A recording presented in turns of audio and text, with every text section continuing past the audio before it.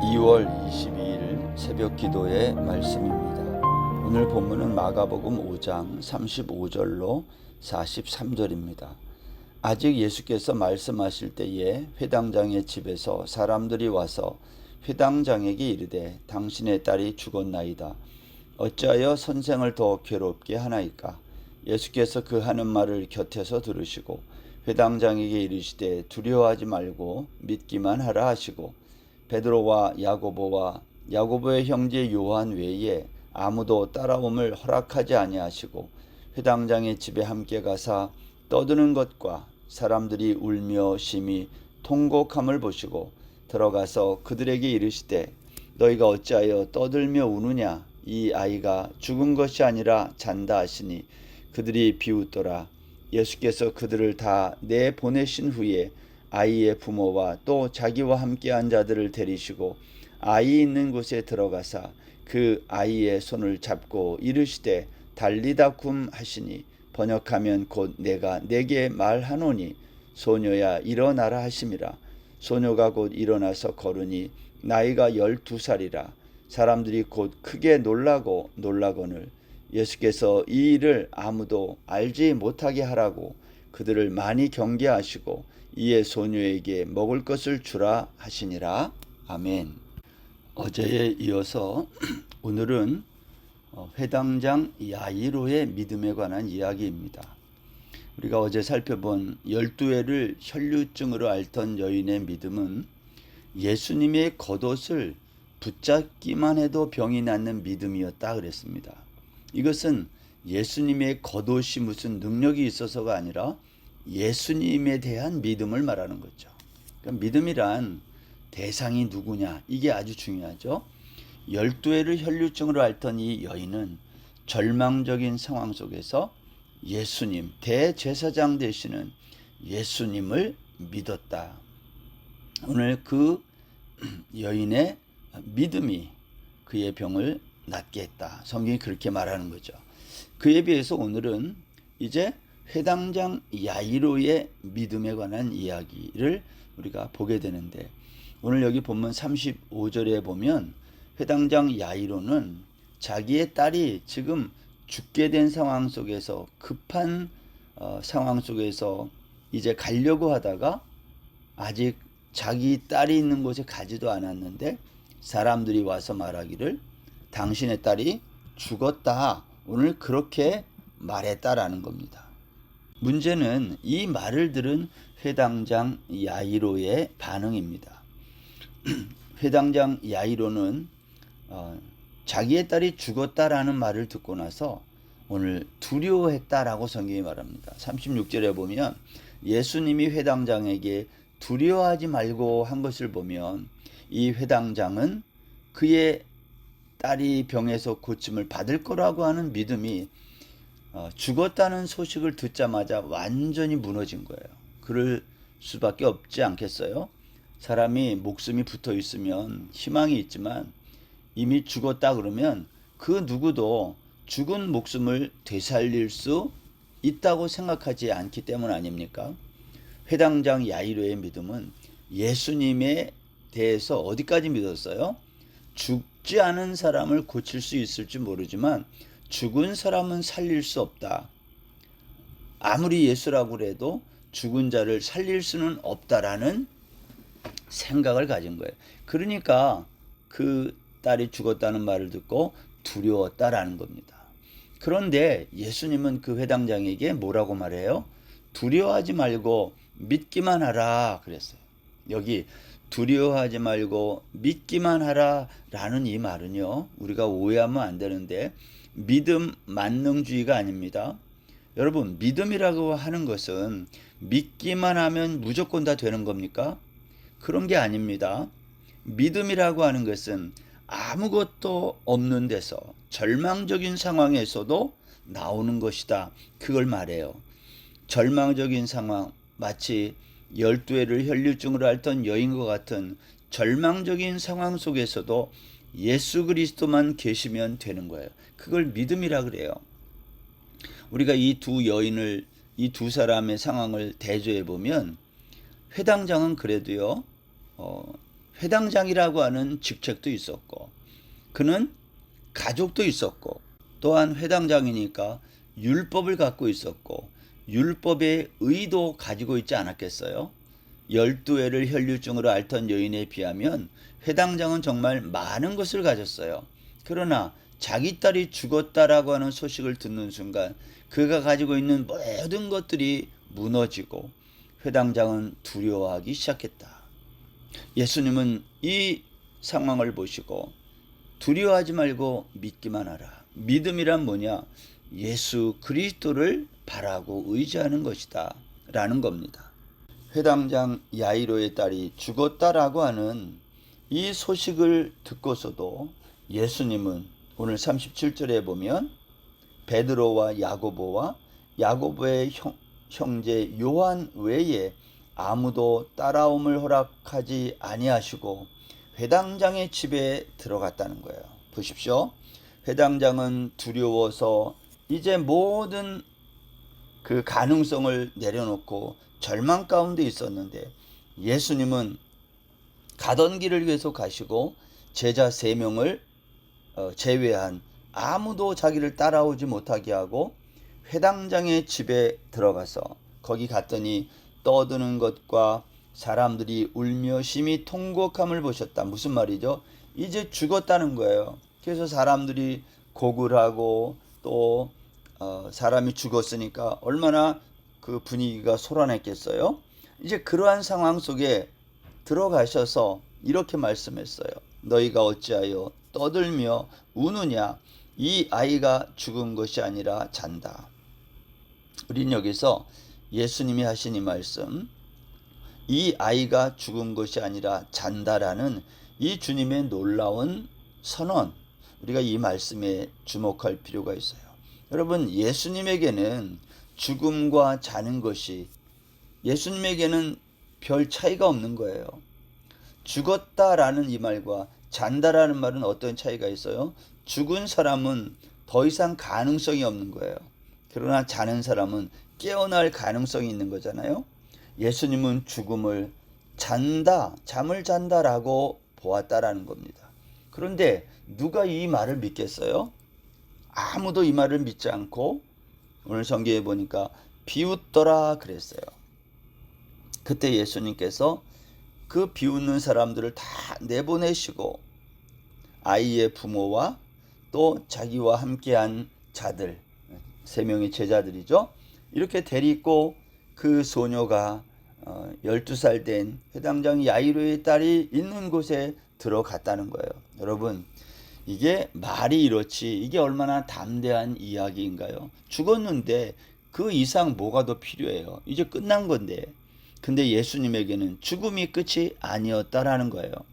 예수님은 그 아이가 있는 곳에 들어가셔서 41절에 보면 그 아이의 손을 잡고 말씀했어요.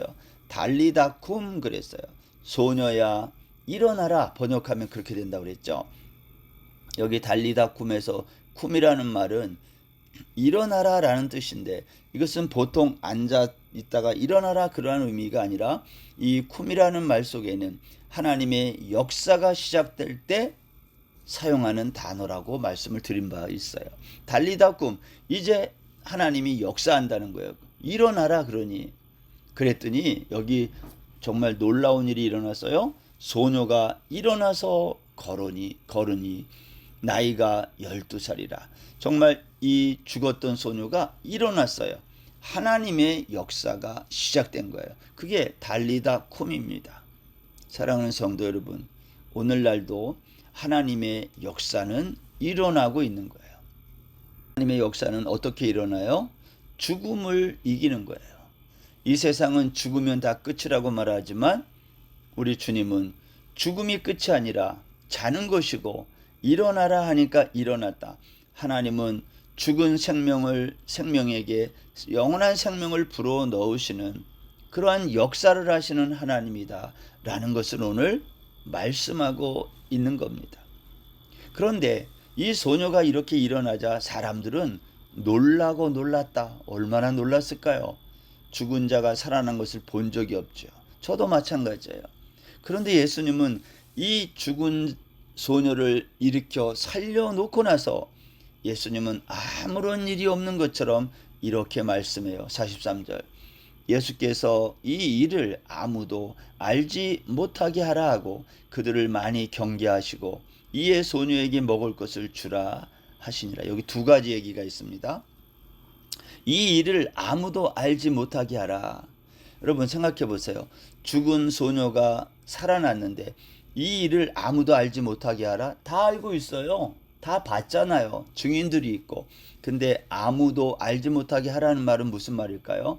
이것은 회당장 야이로에게 하신 말씀이에요. 회당장 야이로는 자기 딸이 죽었을 때 두려워했어요. 예수님을 믿지 않았다는 겁니다. 이런 말이에요. 너 자신도 믿지 않은 이 이야기를 사람들에게 하면 사람들이 믿겠냐? 이런 뜻이에요. 사랑하는 여러분, 저와 여러분이 예수 그리스도를 믿습니다.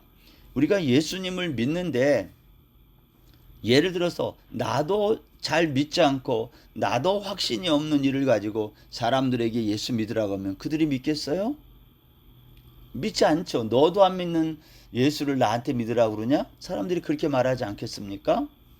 오늘 예수님이 이 일을 아무도 알지 못하게 하라는 이 말 속에는 너도 믿지 않는 이야기를 다른 사람들에게 말해야 괜히 조롱이나 듣지. 그러니 너는 말하지 말라. 오늘 그러한 의미가 여기에 담겨 있는 겁니다. 그러면서 그들을 경계하시고, 경계하셨다. 너희들 이 죽은 소녀가 살아난 일에 대해서 조심해야 된다. 왜 그럴까요? 죽은 사람이 살아났다는 이야기를 믿을 사람은 이 세상에 없는 거예요. 사람들은 자신의 경험과 지식으로 죽은 사람이 살아난다? 이거 못 믿어. 다른 거 믿어도 병이 고침을 받는다. 이 정도는 믿어도 죽은 자가 살아난다? 그걸 누가 믿겠어요? 아무도 안 믿는 거예요. 믿지 않는 이야기, 너희들 자신들도 잘 못 믿었던 이 이야기를 너희들 사람들에게 알리지 말고 예수님은 그렇게 그들에게 경계하셨다. 이게 첫 번째 얘기예요. 두 번째는 이에 소녀에게 먹을 것을 주라. 죽었다가 살아난 이 소녀에게 먹을 것을 주라는 것은 이 소녀가 정말 살았는지 너희들 눈으로 확인하라. 그런 의미가 있는 거죠.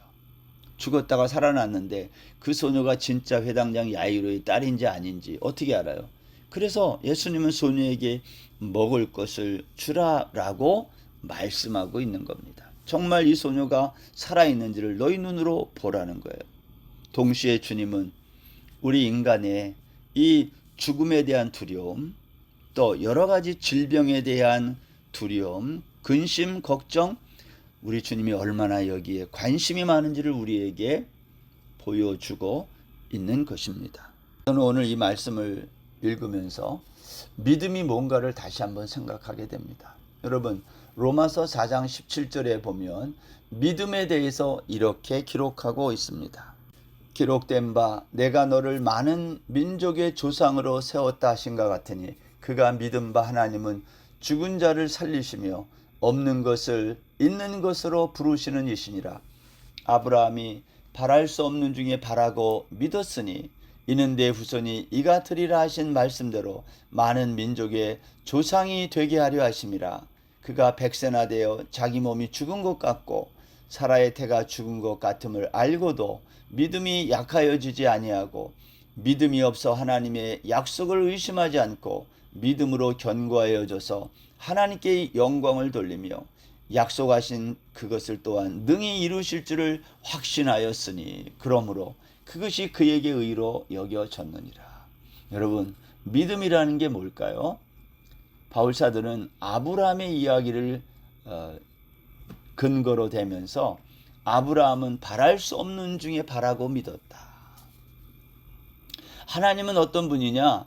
죽은 자를 살리시며 없는 것을 있는 것으로 부르시는 이신데 아브라함이 그것을 믿었다는 겁니다. 사랑하는 여러분, 우리는 뭔가를 믿는다 그럴 때 우리의 경험과 지식으로 가능성을 보고 믿고 때로는 못 믿고 그래요. 그런데 믿음이란 그런 게 아니라는 겁니다.